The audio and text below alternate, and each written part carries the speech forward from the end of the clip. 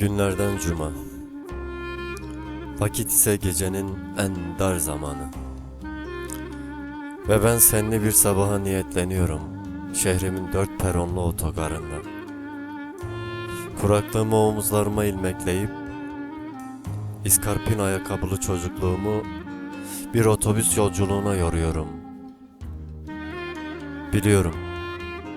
Biliyorum sana gelirken sırt ağrılarım nüksedecek otobüs koltuklarında.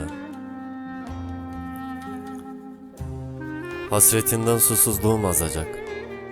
Şekerim dudaklarımın kuruluğuna meyledecek. Ama pes etmeyeceğim. Üzüm bahçelerinden geçerek sana geleceğim sevdiğim.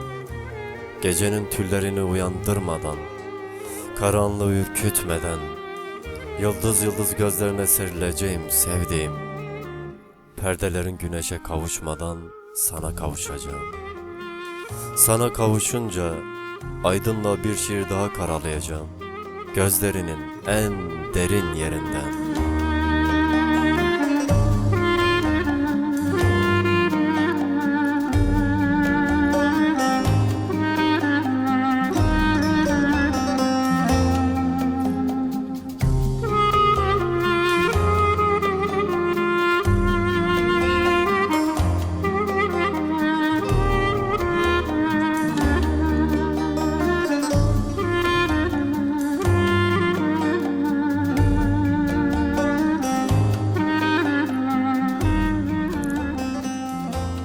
Bir bardak çayın tadında kaybolacağım gözlerinde.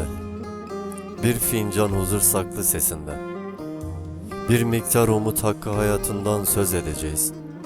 Senden dinleyeceğim kendimi. Sonra da ben saçlarına dolan bir şiirimi okumaya başlayacağım tok sesimden. Ben sana hayat dedim şiirimi kulağına fısıldayacağım. Olur da bir satırı es geçmeyeyim diye avuç içlerime yazılı şiirimden sufleler alacağım. Sonra seni dansa kaldıracağım. Gökyüzü şahidimiz olacak. Derin derin seni özleyeceğim. Derin derin seni seveceğim.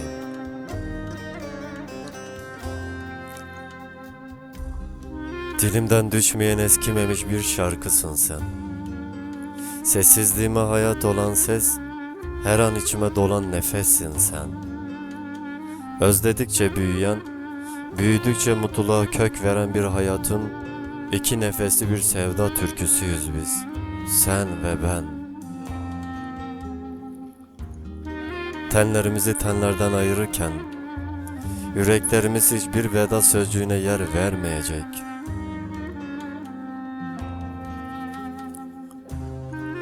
Kavuşmaya ayarlı kum saatinden hep sevdamız akacak aramıza örülü hasrete.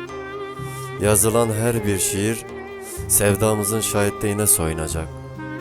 Sana gelirken ki uğradığım her durak kavuşmamızın mütezahürü olacak sevdiğim. Tenlerimize reva görülen uzaklığa inat.